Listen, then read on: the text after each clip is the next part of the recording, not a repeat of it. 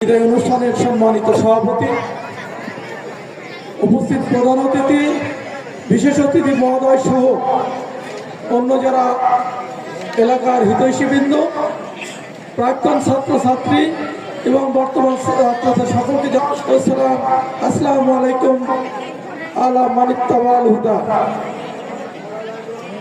আসলে কথা শুনছিলাম আর ভাবতেছিলাম, এই তো সেদিনের কথা। আমি পল্লীমঙ্গলে যখন শিক্ষকতা করি, তার কিছুদিন পরে গফুর সাহেব, গফুর ভাই এখানে যখন চাকরিরত অবস্থায় ওনার সঙ্গে আমার দেখা হতো।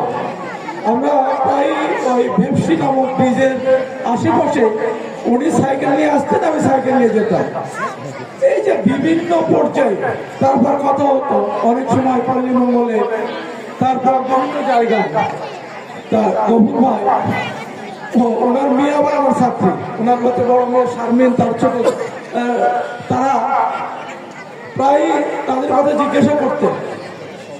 এই রিমোট এলাকা, এই অবহেলিত জনপদে যখন বিদ্যালয়টা গড়ে ওঠা ছোটা, এর জন্য জনাব নজরুল ইসলাম পান্না উনি মারা গেছেন।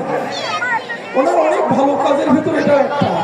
এবং গফুর ভাইয়ের সঙ্গে কথা বলতাম, তখন বলতো আমরা চেষ্টা করছি। তা মহান আবুল আলামিন তার এই চেষ্টাকে আজকে মহিরুহে পরিণত করেছেন। উনি আজকের পরে চলে যাবেন,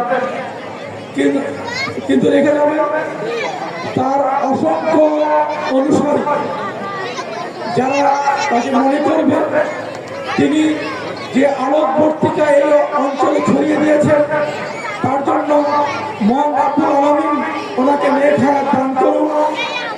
আগামীতে উনি সুস্থ থাকুন এবং চলার পথে আমারও যদি কোনো ভুল ত্রুটি হয়ে থাকে উনি ক্ষমা করে দেবেন।